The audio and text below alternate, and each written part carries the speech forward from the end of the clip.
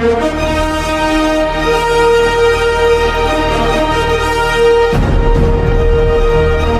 y a des gens qui sont malades et que l'hôpital a dit, les médecins ont dit, il n'y a plus de solution pour toi. Il faut que vous l'envoyez au village pour ne pas dépenser, envoyer à la mort, payer tant, envoyer au village pour qu'il meure, l'enterrer là-bas en même temps. Ceux-là, Jésus a une solution pour toi.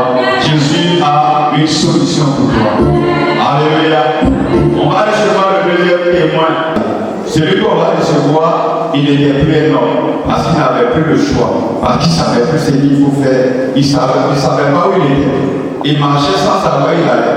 Pourquoi? Parce qu'il était déréglé là, parce que les démons l'ont saisi. Alléluia. On va acclamer le frère Stéphane.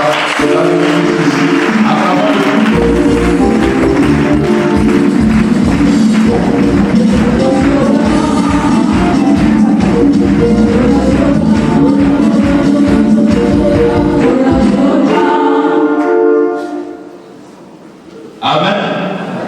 C'est le frère Stéphane, il dit son prénom, mais il va se présenter pour qu'on le connaisse véritablement. Bien-aimés, bonjour. Je vous salue dans le nom qui est au-dessus de tout nom. Celui de Jésus-Christ de Nazareth. Merci aussi pour cette grâce que vous me faites de témoigner de la grâce de notre Seigneur Jésus-Christ de Nazareth. C'est Douy Claude Stéphane. Douy Claude Stéphane. Oui. Je viens de quelle église? Je viens de la mer de Bourguina. La mer de Bourguina. Oui. Acclamons le Seigneur.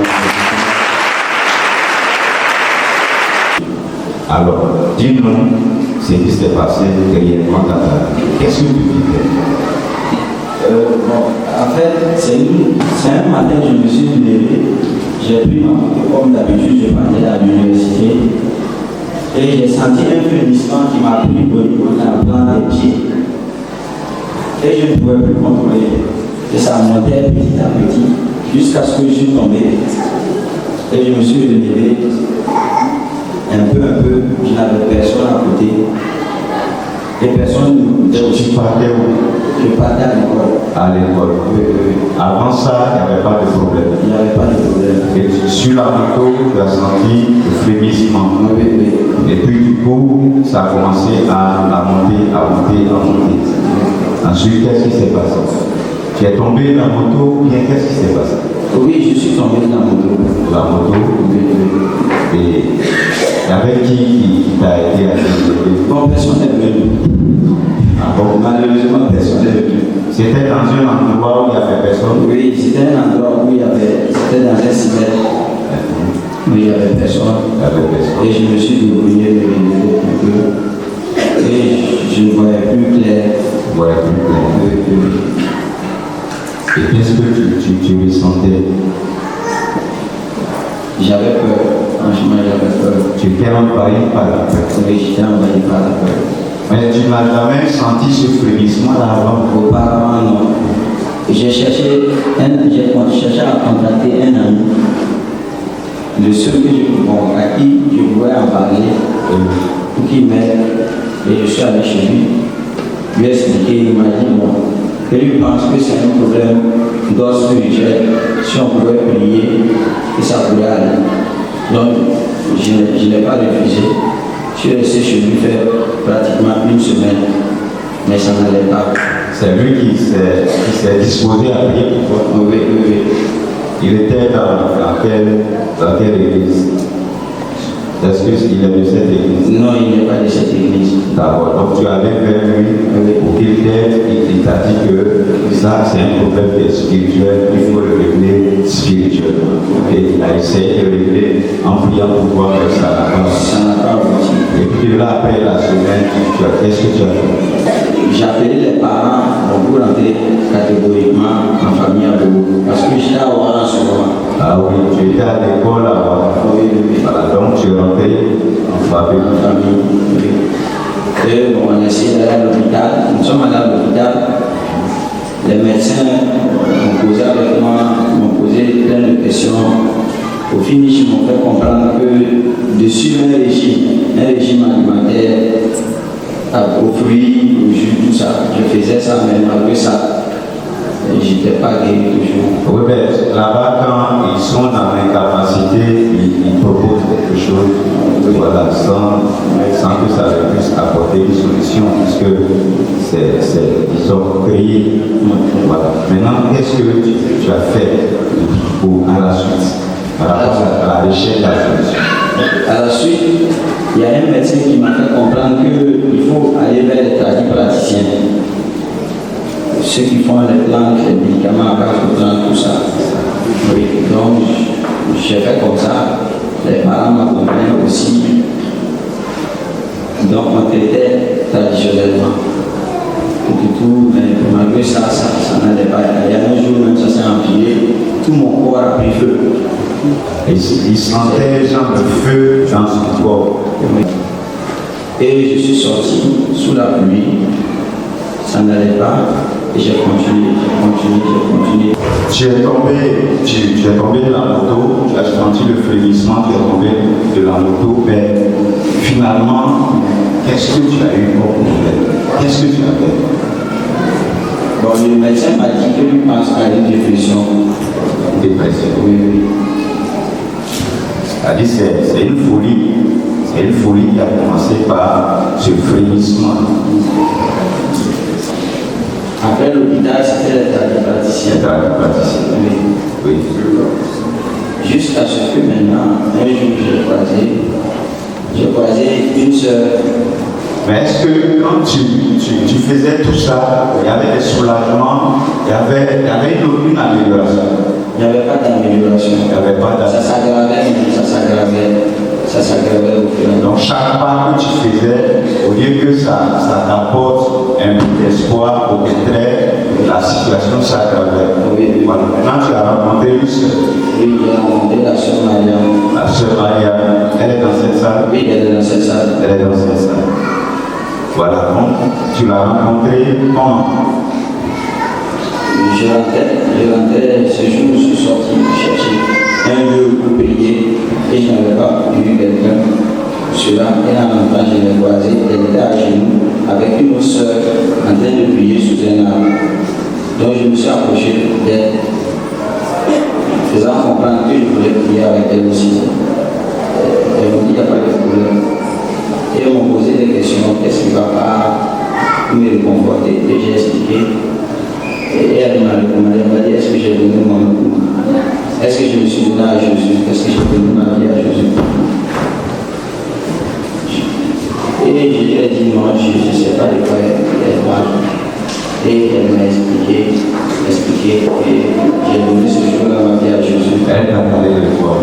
Elle m'a parlé de la nouvelle naissance. De la nouvelle naissance.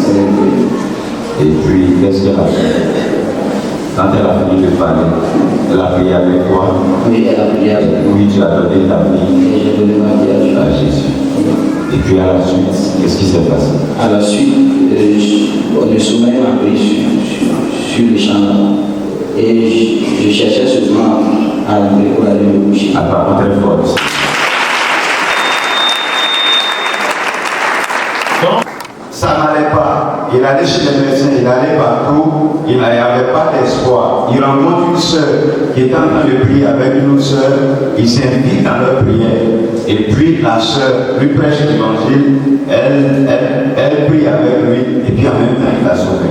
La question que je vais poser, est-ce que tu avais problème pour dormir ou bien tu dormais bien? Si, j'avais fait des semaines sans dormir. J'avais fait des semaines, je ne dormais pas. Mes yeux même avaient commencé à rougir. Amen. Donc cette dépression faisait qu'il ne dormait pas, il ne pouvait pas dormir. Il faisait des jours sans dormir. Et partout où il est parti, il n'a pas trouvé ce sommeil. Mais quand il a rencontré la sœur et que la sœur lui a prêché l'évangile, c'est à partir de ce moment-là qu'il a eu sommeil. Même jour, séance tenante, il a eu sommeil, il a eu envie de dormir, de rentrer pour dormir. Et tu es rentré? Oui, je suis rentré à la maison. Et puis tu t'es couché? Oui. Tu as dormi? Oui. De quelle heure à quelle heure par exemple? Une journée entière. Je n'ai pas vu le soleil se lever le prochain jour.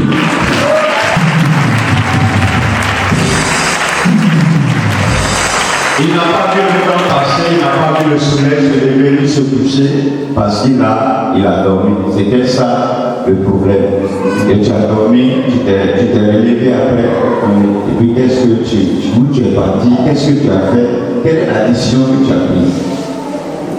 En réalité, j'attendais à ce que la sœur Mariam me contacte, mais puisque je n'avais pas pu prendre son contact, mais c'est elle qui avait pris le mien. Donc un jour, je vois son message, elle m'a invité à un programme de la mère, un premier dimanche à Bobo, donc je me suis rendu là-bas ce jour-ci. Et quand je suis arrivé là, j'ai vu plein de manifestations. J'ai vu vraiment la gloire de Dieu ce jour-là. Donc ça m'a fait me questionner moi-même sur ma vie, mon comportement et sur toute ma vie. Et il y a un élément très important que je voulais souligner, c'est que quand elle a rencontré la sœur et que la sœur lui a annoncé l'évangile, elle a pris son numéro et puis elle est partie, tout est parti. Il ne pouvait pas trouver la sœur parce qu'il n'avait pas le numéro de la sœur, mais la sœur a cherché à le joindre.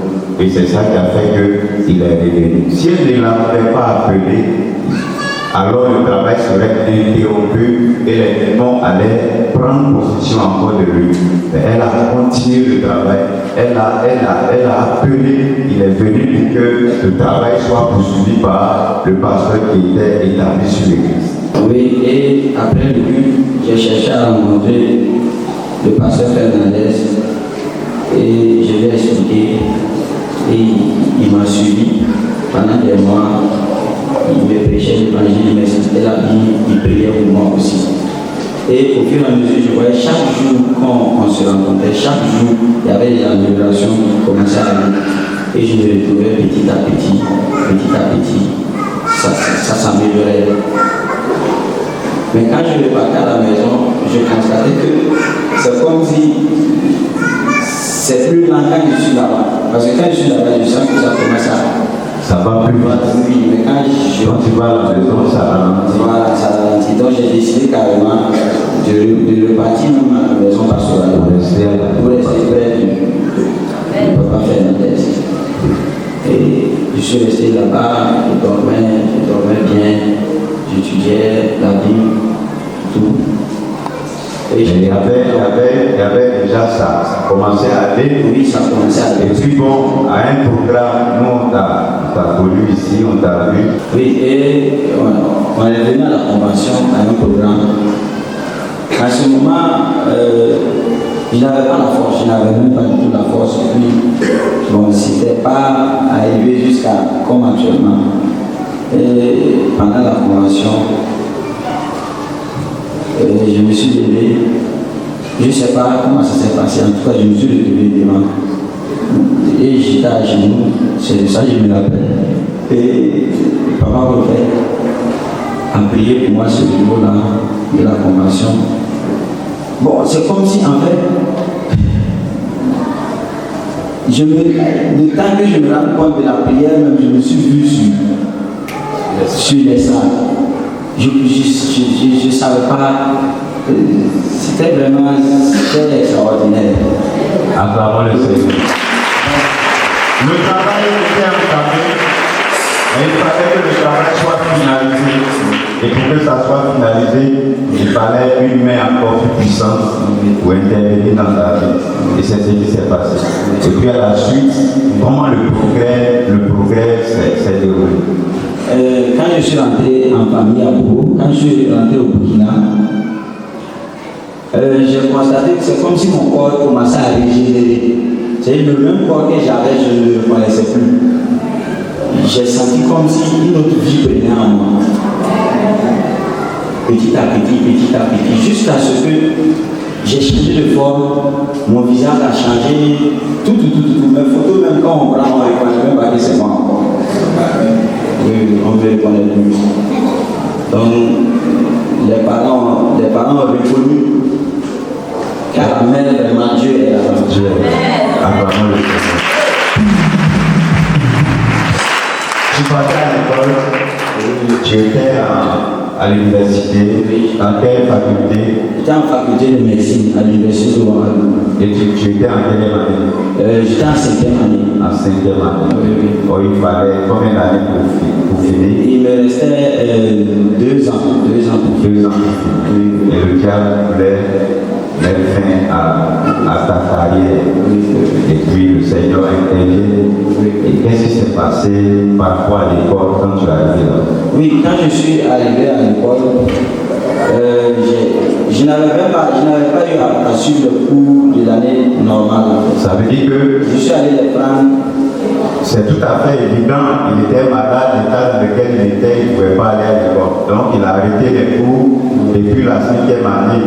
Donc il a fait 2 ans sans aller à l'école. Et après la prière de notre Père, tu as retourné au Burkina et puis tu as fait quoi? Tu as repris les cours automatiquement ou bien un an après? Un temps, quand je suis arrivé, j'ai trouvé que c'était le moment des examens. Oui. Et je n'avais pas eu de cours de l'année. Je n'avais pas eu de cours. Je me suis laissé avec quelques amis. Et ils m'ont. Donc pendant 2 ans, tu ne peux pas aller à Je l'école. ne suis pas allé à l'école. Et puis tu ne vas au Burkina, tu tombes dans une période d'examen. Si. Alors qu'est-ce qui s'est passé? Tu allais passer l'examen ou bien tu as fait?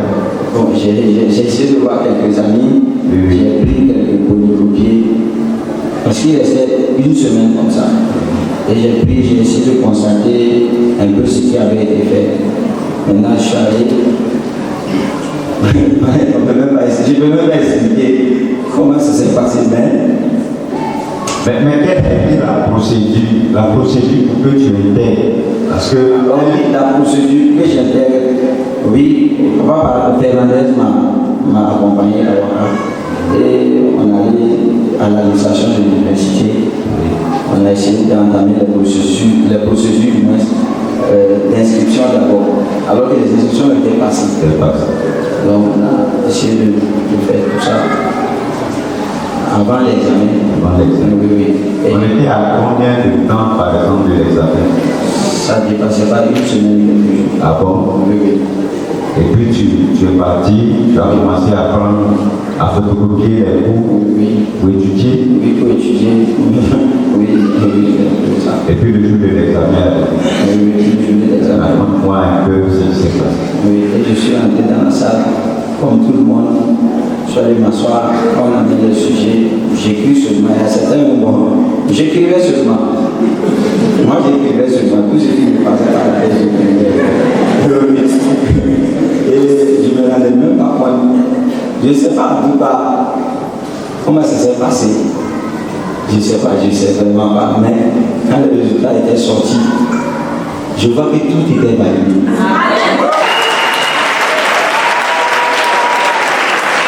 Acclamons le Seigneur.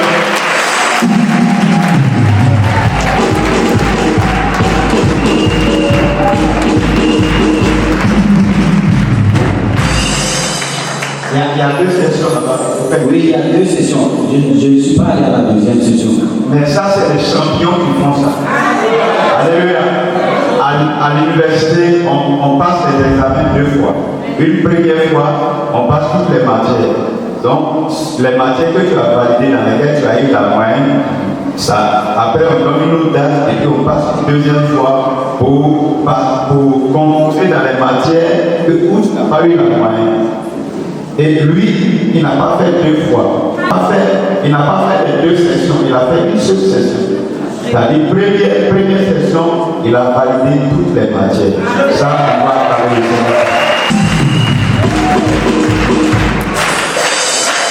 Et jusqu'aujourd'hui, tu continues. Oui, aujourd'hui, je continue. Sans problème. Sans problème. Tu te portes très bien. Je me porte très bien. Dans la tête, ça va. Oui, dans la tête, ça va. Et surtout j'ai la paix du Père aussi. Alors, je veux vraiment bénir le Seigneur pour toi, pour ta vie, parce que ce qui s'est passé, si ce n'est pas la main de Dieu, personne ne peut accomplir ça. Et le Seigneur vraiment a glorifié son nom. Je veux vraiment que tu t'adresses au peuple de Dieu par rapport à ta vie, par rapport à ta situation, par rapport à ce que tu as vu Dieu faire dans ta vie, pour que ça nous encourage un peu, pour que ça nous réunisse. Ce que je peux dire, Jésus-Christ de Nazareth est le rocher auquel, si on s'attache, on ne sera jamais confus. Et j'encourage tous ceux qui viennent, qui sont nouveaux à la mer, ne regardez pas aux humains. Ce qui se passe ici, ce que j'ai compris personnellement, c'est au-delà de l'humain. C'est au-delà des capacités humaines. C'est au-delà de nos compétences. C'est Dieu lui-même qui emploie son serviteur, son coin, pour faire ses œuvres. Donc ne regardez pas aux murmures, ni aux actions et aux faits des gens, ni au comportement des gens, ni à ce qui se passe. Regardez seulement à Jésus. Et soyez soumis au serviteur que Dieu a mis devant vous. Car il dit, celui qui reçoit un prophète en qualité de prophète, c'est lui-même qui l'a reçu. C'est le Seigneur lui-même qui l'a reçu devant lui en personne. C'est ce que je veux dire. Il y a aussi des gens dehors de la salle qui sont malades sans espoir, qui attendent peut-être la mort, qui en tout cas ne savent pas où aller. Qu'est-ce que tu peux leur dire? Quant aux gens qui sont dehors, ou qui nous suivent à la télé ou sur les réseaux sociaux, ce que j'ai vécu, c'est un échantillon qu'on est en train d'expliquer. C'est au-delà de tout ça. Ce que je peux vous conseiller, ne cherchez pas loin, ne vous fatiguez pas. Ne cherchez même pas du tout loin. C'est à la mer qu'il est. L'Éternel est ici.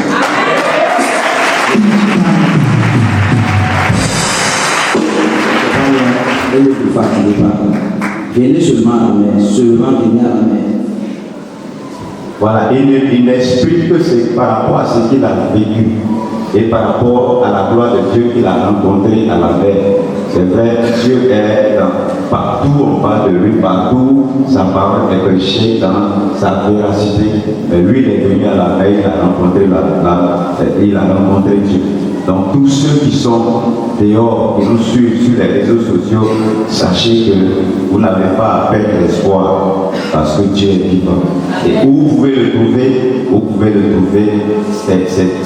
ne va pas vous ramener ailleurs. Alors regardez ici, nous sommes à la mer, à la mission évangélique de réforme et de réveil, là où Dieu se manifeste, là où Dieu agit, là où Dieu solutionne ce qui n'a pas de solution pour les hommes. Et de manière miraculeuse, et puis il n'est pas resté sans rien faire. Oui. Alors qu'est-ce que tu as fait pour Jésus? De la parole que mon Père spirituel m'a apprise, j'ai retenu une chose qui nous a délivré notre conscience des œuvres mortes pour que nous servions le grand Dieu vivant. C'est-à-dire, il ne nous a pas délivré juste de ça pour que nous restions encore à dormir, mais pour que nous le servions. Et c'est de là, partout où je passe, là où on m'appelle, où je me déplace, je parle de ce que Jésus a fait pour moi, la mer ici. Et je témoigne de cet amour que vous tous vous avez porté envers moi et que le Seigneur Jésus-Christ aussi a attesté. J'explique et j'évangélise partout où je passe. Et c'est de là maintenant qu'est née la pensée de la semaine. Donc il n'a pas voulu rester sans rien faire. Il a commencé à évangéliser et puis il a eu la pensée de prier une cellule. Et vous êtes combien là-bas? La cellule pour combien de personnes? On vaut 13 actuellement. 13 personnes.